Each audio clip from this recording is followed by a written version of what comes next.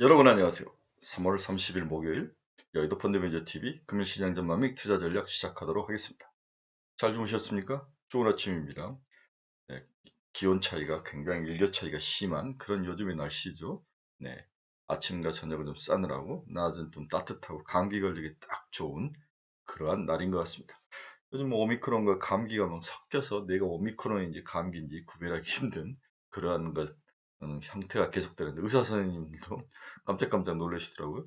저도 이제 며칠 전 콧물이 좀 나와서 혹시나 해서 의사 선생님한테 저거 감기가 맞다 그러시면서 다시 뭐 쟀더니 전혀 저는 뭐 양성은 반응도 안 나오고 그래서 의사 선생님 감기가 맞다 이렇게 말씀하시는데 자기도 요즘 환자를 감기 환자인지 오미크론 환자인지 구별하기가 너무 힘들다 이런 말씀이 하시더라고요. 네, 일단은 이런 환절기라고 그러죠. 계절이 바뀔 때 건강 특히 주의하시고 자기 몸 관리 잘 하시기 바랍니다. 일단 이 건강해야 집중력도 생기고 이 험난한 주식시장에서 오래 끝까지 잘 버틸 수 있습니다. 우리 도박판에서 보면 집중력이 떨어지거나 이 건강이 안 좋고 뭔가 힘든 사람들은 도박판에 돈을 버는 모습을 못 봤어요. 꾸준히 엉덩이 깔고 패를 계속 읽어가면서 상대편이 어떠한 것을 주로 전략을 쓰는지 이런 것들을 관찰하는 친구들 그런 사람들이 이제 도박을 잘하죠. 보스톱도 마찬가지고 포카도 마찬가지고 도박활의 원리는 똑같습니다. 건강하고 집중력 있고 상대의 패를 잘 보는 거. 그렇죠. 이게 기본이죠. 자, 오늘 시장 전망 및 투자 전략 시작하겠습니다. 네, 한 줄 제가 또 멘트를 썼는데 어제는 축제에 가야 된다. 봄 축제가 열렸다. 갔더니 축제가 썰렁한 거예요. 네. 이걸 어쩔 진짜. 축제 분위기, 썰렁한 이 분위기를 과연 어떻게 해석하고 계속 축제에 남아 있어야 될지, 축제에서 떠나서 집으로 돌아와야 될지, 묘한 그런 뭔가를 결심해야 될 그런 그 모멘텀이 있는 어떤 별 판단을 해야 될, 초이스를 해야 될 그런 중요한 순간에 우리들이 와 있는 것 같습니다. 저의 생각들을 하나둘씩 풀어드릴 테니까 같이 한번 생각해 보시고 여러분들의 투자 판단을 하는데 많은 도움이 되시길 바랍니다. 구독, 좋아요 많이 눌러주십시오. 네, 오늘 키워드를 한번 봅시다. 평화협상이 고장이 났죠? 네, 뒤에서 이야기했지만 제가 어제 이야기했죠. 러시아의 평화협상 트릭이다. 시간을 벌기 위해서 그들이 요구하는 것들과 준비를 하기 위한, 관찰을 하기 위한 하나의 트릭이다. 여기서 러시아가 철군을 한다? 협상을 한다? 아무것도 없이? 돈바스 하나로 이것은 아닌 것 같아요. 제가 봐서는 뭔가를 하고 우위를 점하고 그렇지 않으면 정권이 날아가게 생겼는데 중요한 분수령이 있는 것 같습니다. 절대로 공산주의자들 특히 러시아의 트릭과 협상에 주의할 필요가 있습니다. 금리 역전이 여러 번 이제 시장에 큰 화두로 나타나죠. 어떤 사람은 걱정을 해야 된다. 어떤 사람은 걱정하지 마라. 금리 역전이 됐을 때 미국 주식시장이 좋았다. 뭐 이런 논리를 가지고 싸움이 일어나는데 뒤에 간단히 정리를 해드리겠습니다. 다시 유가가 상승을 했죠. 네, 평화협상이 무너지니까 유가가 상승을 했고 미국 재고가 발표가 됐는데 한 100만 배럴 정도 줄어들 거로 생각했는데 재고가 한 300만 배럴 넘게 줄어들면서 유가가 3% 넘게 상승하는 모습을 보였습니다. 미 주가가 하락을 했죠. 네, 다시 토해내고 먹고 토해내고 이러는데 결론적으로 제가 뒤에서 이야기하겠지만 우리가 미국 주식 뭐 먹고 토해내고를 하루 이틀 봤으니까 중요한 것은 먹는 것과 토해낸 약의 양인데 확실히 해보면 먹을 때 많이 먹고 좀 적게 토해내는 그러한 전형적인 기술적 반등의 현재 상황에는 와 있는 것 같다. 그러한 것들을 보셔야 돼서 오늘 너무 이렇게 쫄 필요는 없습니다. 우리나라는 항상 미국이 안 좋을 때 새벽에 안 좋게 끝나면 그날 하락할 것 같지만 잘 버티는 모습이 자주 나타났죠. 오늘도 그러한 모습이 나타나지 않을까 그렇게 예상을 해봅니다. 유럽이 지금 혼돈 속으로 들어갔죠. 네, 일단 러시아의 에너지 문제, 다음에 독일의 가스 채굴량이 25%밖에 안 남았다. 뭐 여러 가지 것들이 있는데 여기에 이제 CPI 물가가 크게 오르는 모습이 나타나고 이렇게 유럽이 지금 혼돈 속으로 다시 들어가고 있습니다. 이걸 이제 러시아가 가만 뭐 두고 것 같진 않죠. 네, 가장 약한 고리가 이 에너지 문제인데 이들이 현재 상태로서 에너지를 끊으면 살 수 있는 방법이 거의 없죠. 글로벌에서 이제 와서 살 수 있는 방법도 없습니다.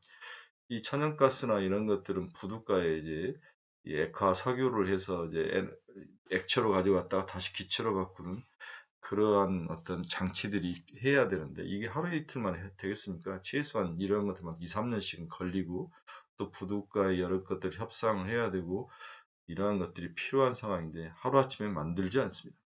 미국이 자기 것을 아무리 갖다 준다 해도 부둣가 시설이라든지 양의 한계가 있기 때문에 이러한 것들은 미국이 해결해 줄 수 있는 문제는 절대 아닙니다. 일단 유럽 내에서 소련과 러시아와 해결을 해야 되죠. 쉬워 보이질 않습니다. 유럽이 혼돈 속에서 빠져 있는 것은 사실인 것 같습니다. 어제 유럽 주가가 조금 박살난 모습을 보였는데 이러한 단면을 극단적으로 보여준 게 주식시장이었던 것 같습니다. 여전히 국내 시장은 빠른 순환매, 무당도 맞출 수 없는 이 빠른 순환매, 그렇죠? 그렇지만 어제 보니까 안철수주가 이제 박살이 나고 현대사회와 같이 끼가 있는 종목도 10배 이상 오르면서 어제도 상 들어가는 모습이 보이던데 혼돈의 하루, 빠른 순환매의 하루, 잡주의 하루, 도저히 내가 들어보지도 못한 주식들이 올라오는데 주식시장 30년에도 한 번 사보지도 않고 한 번 분석도 해보지 않는 종목들이 막 올라오더라고요. 이걸 대체 내가 어떻게 해야 되는지 저도 지금 막막한 그런 요즘의 시장이었던 것 같습니다. 미국의 시장, 오늘 아침에 끝난 미국 시장의 주요 키포인트 한번 살펴봅시다. 미 3월 ADP 민간 고용이 45만 5천 명으로 예상을 사회했죠. 미 4분기 GDP 확정률이 7.01짜리인데 6.9로 소폭 하회하면서 마감을 최종 나왔습니다. EIA 주간 원유 재고가 344만 9천 배럴로 감소한 것으로 나타났죠. 100만 배럴 정도 감소할 거라고 생각을 했었는데 생각보다 강하게 원유 재고가 감소를 하고 있습니다. 이것 때문에 유가가 일단 오른 거죠. 중국과 러시아가 외무장관 회담을 했다. 중국 전략협력 진전을 희망한다. 둘이는 이 어려운 장에서 만나서 무슨 이야기를 하는지 참 궁금한 그런 상황이네요. 이제 우리나라 신정부도 중국과의 대외 정책이 굉장히 중요한 모습인데 일단은 중국은 믿으면 안 되죠. 러시아도 믿으면 공산주의는 믿으면 안 되는 것 같아요. 얘들은 뭔가 투명성과 그리고 어떤 미래 비전이 좀 불투명한 것들이 참 많기 때문에 주의할 필요가 있어 보입니다. 독일, 오스트리아 가스 배급제 1단계를 시행하는 거죠. 네, 이제 긴축에 좀 들어가는 거죠. 뭔가 대비책이 들어가고 있습니다. 이런 것들이 1단계지만은 국민들에게 주는 불안감과 그리고 주식시장에 주는 불안감은 크죠. 네. 독일 3월 소비자 물가지수 CPI가 7.3%를 기록하면서 40년 만에 최고치를 기록했다. 안 좋은 뉴스가 유럽에 지속적으로 나오고 있습니다. 러시아가 원유, 목재, 곡물 등을 루브라 결제 품목을 확대하겠다. 네, 더욱더 골치 아프게 몰고 가는 거죠. 미 국무장관이 푸틴이 글로벌 식량 위기를 일으키고 있다. 이가 운영이다. 막 이런 식으로 이제 낙인을 찍어가면서 몰고 가는 거죠. 그렇죠? 이 두 진영이 확실히 갈리는 그러한 모습이 보이고 있습니다. 안타까운 일이죠. 먼저 오늘은 금리 역전 현상에 대해서 두 가지 시각을 간단히 알아봅시다.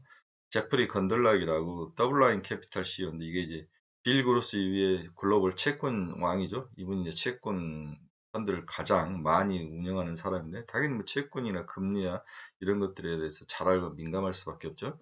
국채 수익률 역전에 대해서 상관없다고 말하는 것을 믿지 말라. 이분은 이제 상당히 경고를 한 거죠. 금리 역전은 글로벌 주식시장이나 자본시장에 큰 영향을 미칠 것이다. 그 우려와 이러한 염려에 대해서 지금 많은 우리나라도 그렇지만 뭐 꼭 그거 염려할 필요가 있느냐 너무 걱정할 필요 없다 이렇게 말한 사람도 있는데 그 부분에 대해서 경고를 한 거죠. 뭔가 나쁜 징조에 대해서 늘 대비를 해야 되는 게 아니냐. 과거 역사적으로도 좀 어려움이 있었다. 이 이야기를 하면서 건들락이 경고를 일단 선빵을 날렸습니다. 이제 이 그래프가 많이 시장에 돌아다니던데 S&P 500을 봤더니 10개월 그러니까 금리 인상을 하고 10개월 후에 봤더니 평균 12%가 주가가 올랐더라. 뭐 이 이야기를 하죠. 반대로. 네. 10개월 후부터는 금리가 주식시장이 올랐더라. 금리를 올리고 10개월 이내를 봤더니 10개월 안에 12%씩 올랐더라. 이렇게 해석을 해야 되는 거예요. 10개월 이후가 아니라 금리를 올리고 10개월 동안에 주로 평균적으로 12% S&P 500이 올랐더라. 뭘 걱정하냐. 뭐 이런 이야기들을 하면서 반격을 하는 거죠. 저는 과거가 현재 그대로 되풀이 되진 않죠. 하지만 현상은 되풀이 되지만은 상황에 따라서 조건 그 요인에 따라서 새로운 모습으로 해석돼야 되고 그런 부분이 있는데 문제는 미국 경기가 꺾이느냐 안 꺾이느냐 이게 핵심인데 안 꺾이려면 전쟁이 멈추고 리오픈이 빨리 되고 이러한 것들이 있다고 소비가 진작이 되고 이러한 것들이 필요한데 지금 이런 것들이 지금 다 막혀 있지 않습니까? 이런 것들 때문에 미국 경제는 하반기에 가면 갈수록 만약 전쟁이 더 2분기까지 이어진다면 글로벌 경제는 침체에 들어갈 확률이 있다. 그럴 때는 S&P 500이 보고 저는 상승보다는 꺾일 확률이 높아 보인다. 그러나 여기서 4월에 협상이 진정이 되고 뭔가 전쟁이 멈추는다면 글로벌 주식시장은 우리가 기존에 봐왔던 대로 10개월 안에 12%씩 상승할 수 있는 그러한 여건이 마련이 되지 않을까. 저는 핵심을 전쟁의 협상의 시기로 보고 있는 거죠. 네. 이 오픈은 뭐 이미 가고 있습니다. 우리나라 같이 보수적으로 방역을 했던 나라는 이미 다 풀어놓은 거죠. 저는 뭐 K 방역에 대해서 많은 논쟁이 있지만 잘한 거죠.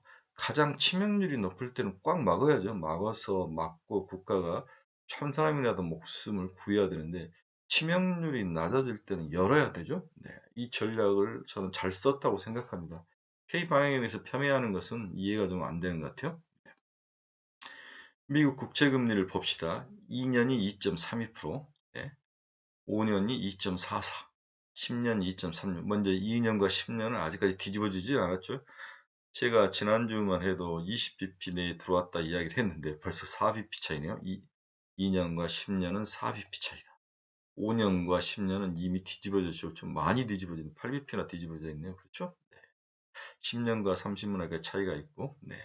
보통 3개월과 10년을 본다는데 그건 뭐 분석하기 나름이고 아직까지는 뒤집어지지 않는 그런 모습인데 곧 뒤집어질 수도 있는 그런 굉장히 어려운 상황인데 일단은 전쟁이 빨리 끝나고 빨리 안정을 찾아야만 이 모든 문제를 해결할 수 있을 것 같습니다.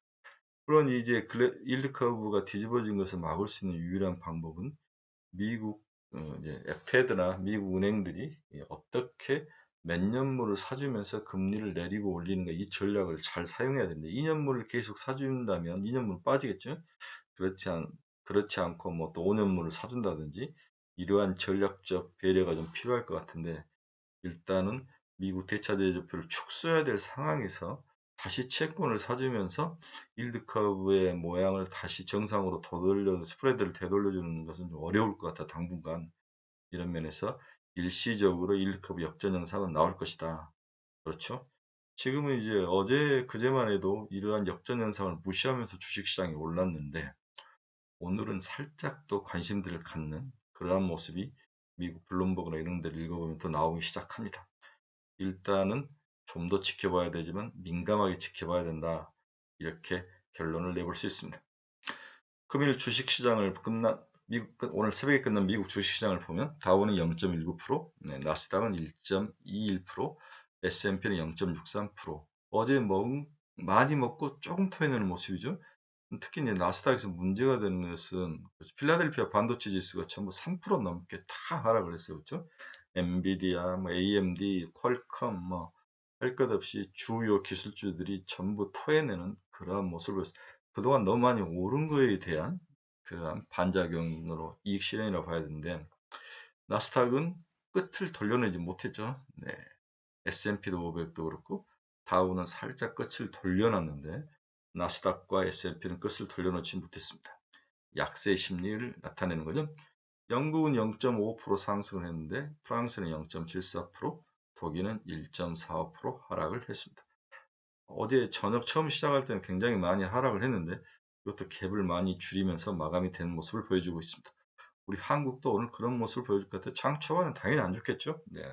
그렇지만 하반으로 갈수록 장 후반으로 갈수록 뚝심 있게 어느 정도 메꿀 수 있는 확률도 있다. 근데 장 초반에 너무 많이 빠지면 안 될 것 같아요. 그렇죠? 너무 많이 빠지면 메꾸기 힘들 것 같아요. 그래서 오늘은 약간 약보합세에서 끝날 것 같다. 결국은 또 순환매의 개별 종목 장세, 뭐 더 말할 사항은 없는 거죠. 무당의 영역이다. 이렇게 보일 수가 있습니다. 미국의 주요 지표들 한번 봅시다. WTI는 1.91% 상승해서 108.78달러에 마감을 했고요. 애플은 0.67% 하락하며 177.77달러 마감했습니다. 그렇게 많이 빠지진 않았네요. 테슬라도 뭐 0.51% 빠졌으면 잘 방어하면서 뜻이 났다 볼 수 있습니다. 리비아는 3.47% 하락하면서 어제 먹었던 것들 중에서 일부를 토해냈네요. 러블록스는 5.5나 빠졌습니다. 네, 강하게 올랐다 다시 50달러를 무너지는 그러한 약세의 모습을 보이고 있습니다. 엔비디아는 3.37% 하락해서 276.90달러에 마감을 했습니다. 마이크론 한번 봅시다. 마이너스 3.52% 하락해서 79.16달러. 네, 어제 올라갔던 것들 다시 다 토해내는 그런 모습을 보이고 있네요. 자, 최근에 우리 주가를 한번 봅시다. 마이크론은 올 1월 1일부터 어제까지 13.74% 하락을 했고, 삼성전자는 11.87% 하락을 했고, SK하이닉스는 7.6%, TSMC는 9.3%, 애플은 거의 부합에서 움직였고, 엔비디아는 마이너스 3.3% 이렇게 하락한 모습을 보이죠. 결국 마이크론, 삼성전자, 하이닉스와 같이 반도체 D램 쪽이 안 좋았다는 거죠. 그런데 이 비메모리인 TSMC도 하락률이 컸다는 것은 반도체 전체적으로 뭔가 문제가 있다. 일단은 수급이 안 좋고 생산량이 좀 줄고 있고 이러한 것들이 전쟁의 영향과 공급 서프라이망 체인의 문제점 이런 것들이 좀 섞여 있는 그런 모습을 보이고 있습니다. 대신 세트 업체들은 괜찮은 건 애플, 다음에 이제 뭐 GPU라든지 이러한 다른 것들을 하면서 먹을 것이 따로 있는 애들은 잘 버티는, 미국 쪽 기업들이 잘 버티고 아시아 쪽 기업들이 망가지는 그러한 현상도 볼 수가 있을 것 같습니다. 어제 발표된 마이크론과 삼성전자를 한번 살짝 봅시다.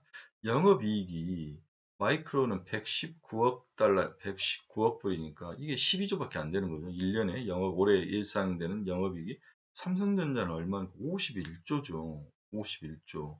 규모에서 차이가 많이 나죠. 퍼는 얘는 마이크론 테크놀로지 8.7배, 삼성전자 퍼는 PBR 봅시다. 11.5배, 올해는 10.1배는 삼성전자하고 마이크론 테크놀로지하고 퍼는 살짝 차이가 나네요. 다음에 PBR 한번 봅시다. 이게 마이크론 테크놀로지고 M유로 쓰죠. 티커가. PBR은 1.8배, 우리는 1.5배를 나타내죠. ROE 한번 봅시다. 여기는 마이크론 테크놀로지 21.3배, 삼성전자는 15%, 21.3%, 15%좀 차이가 좀 나긴 나죠. 얘는 주로 이제 D램 하나만 하지만 얘는 뭐그 안에 디스플레이하고 핸드셋도 하고 여러 가지를 하기 때문에 ROE가 그렇게 높지 않는 상황. 반도체만으로 하면 훨씬 높습니다. 삼성전자 영업이익이 거의 50% 가까이 나는 거니까요. 반도체 하나만으로 봤을 때는 유리하지만 섞여 있는 삼성전자의 그러한 군집성, 구조적 모순이 주가 하락의 원인 중에 하나일 수도 있다 이런 생각이 듭니다.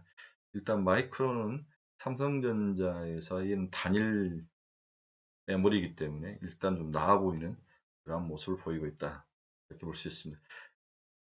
마이크론이 실적을 발표했는데 여기서 우리가 그 실적에 들어가 있는 함의를 한번 알아봅시다. 어제 이제 하나금투의 김경민 애널이 쓴 걸 보면은 마이크론을 분석을 했더니 데이터 센터와 차량용 반도체 수요가 강세를 지속하고 있다. 이 부분은 긍정적으로 보한 거죠.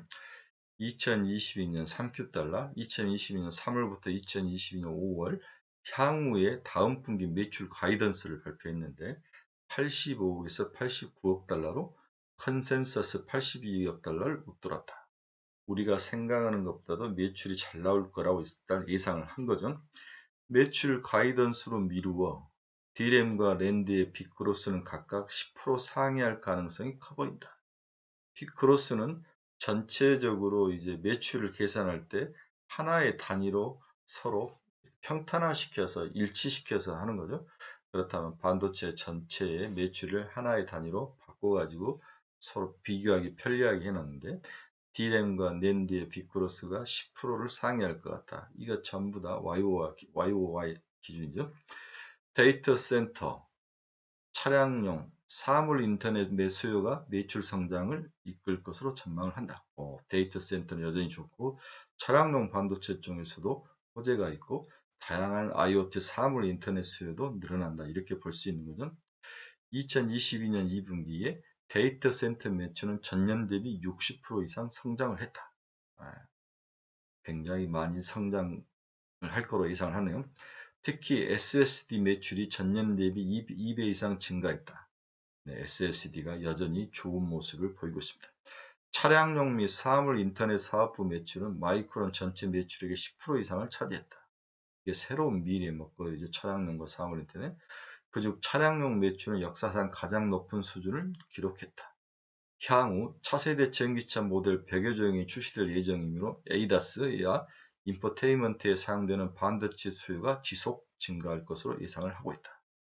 레벨 3 수준의 자율주행 전기차 중 일부에서는 메모리와 스토리지가 차지하는 원가가 $750나 되는 거죠. 네, $750. 약 800만 원 정도 되는 거죠. 차가 보통 4천만 원, 5천만 원, 800달러면 10% 정도, 10.5 정도.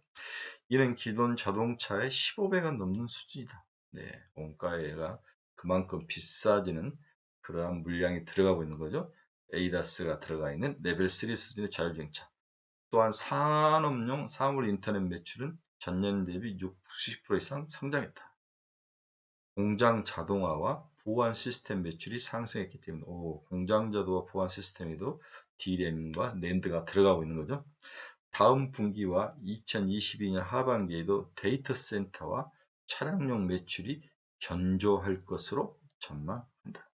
그래서 가이던스를 발표했는데 가이던스 내용을 보면 일단은 긍정적인 요인이 많습니다. DRAM과 낸드가 사용되는 빅그로스도 전체 매출도 생산량도 증가할 것 같고 차량용과 사물 인터넷 쪽에서 특히 자율주행차 쪽에서 자율주행차들이 많이 나오면 나올수록 비싼 반도체와 들어간다는 거죠. 그렇죠? 매출이 15배나 일반 전기차, 일반 그 내연기관차보다 15배 이상 들어간다는 거죠. 그렇죠?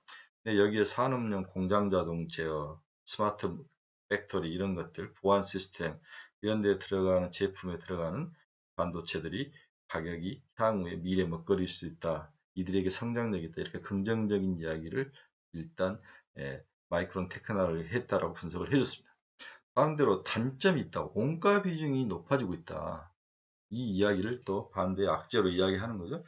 그래서 결국 수익력이 물타기가 된 거죠. 잘 팔리긴 했지만 원가 비중이 높으면서 원가 비중 최근 높은 여러 가지 뭐 물류도 그렇고 다 포함이 된 거죠. 물류, 인건비 포함해서 재료비 등들이 다 올라갔기 때문에 원가 비중이 높으면서 이익을 좀 희석시켰다. 이런 부정적인 이야기도 했습니다.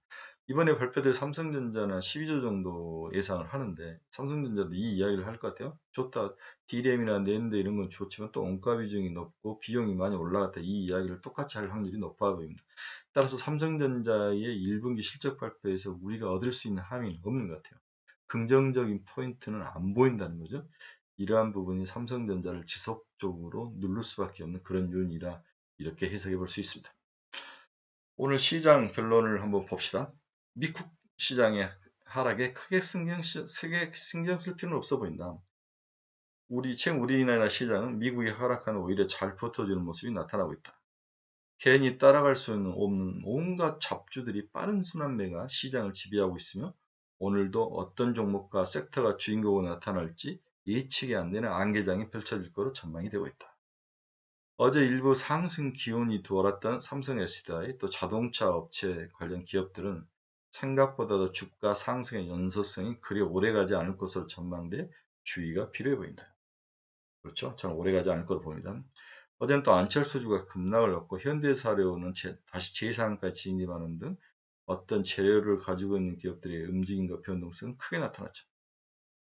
자, 어제 우리가 봄 벚꽃 축제에 가야 된다 흥분해서 갔는데 막상 갔더니 먹을 것도 없고 볼 것도 없고 놀 것도 없는 황당한 축제가 나타난 상황이 나타났는데 이때 이제 결핍을 해야 되죠. 철구를 할 것이냐 아니면 이 파티장이 뭔가 바뀌기를 기다릴 거냐. 이제 3월 말이 되고 4월 초에 되면 새로운 파티 분위기가 바뀔 거죠. 이게 기업의 실적인데 이 기업의 실적이 과연 파티장 분위기를 바꿀 것이냐, 바꿀 가능성이 있는 거냐, 이 부분에 대한 예측이 있어야 된다는 거죠. 하지만 우리 삼성전자의 미리 앞선 마이크론 테크놀로지 발표 내용을 보아서도 그렇게까지 긍정적인 내용은 없어 보인다. 소위 말해서 우리 백본 주요 섹터와 종목들에서 실적이 크게 돌아서거나 이럴 확률은 낮아 보인다는 거죠. 그렇죠? 높아 보이지는 않습니다. 하지만 중소형주라든지 일부 소비재 중에서는 굉장히 좋은 실적도 어닝 서프라이즈도 나타날 수 있기 때문에 일단 파티장에 갔으니 철수할 수는 없습니다. 일단 4월 초에 삼성전자와 SK하이닉스 실적 발표 등을 좀 보면서, 그리고 전쟁이 빨리 마무리되기를 바라면서, 또 리오픈이 빨리 확장되기를 바라면서 파티장에서 살짝 좀 추위를 피해가면서 난로를 좀 따뜻한 빛을 쬐고 좀 에너지를 아끼고 있어야 될 그런 상황이다. 아직 철수할 상황은 아니다. 이렇게 결론을 내려봅니다. 목요일입니다. 목요일이 주말의 시작이죠. 네, 아침에 이제 미국 시장 보고 좀 힘 빠지지만 항상 우리나라 장은 미국이 빠졌을 때 그렇게 약하지는 않았다는 것을 기억하시고, 너무 오늘 오전장에 쫄지 마시고 힘을 내는 그런 내공 있는 그런 멋진 하루가 되길 바랍니다. 여러분, 긴 시간 주절주절 이야기한 거 들어주셔서 진심으로 감사합니다. 네, 내일 뵙겠습니다.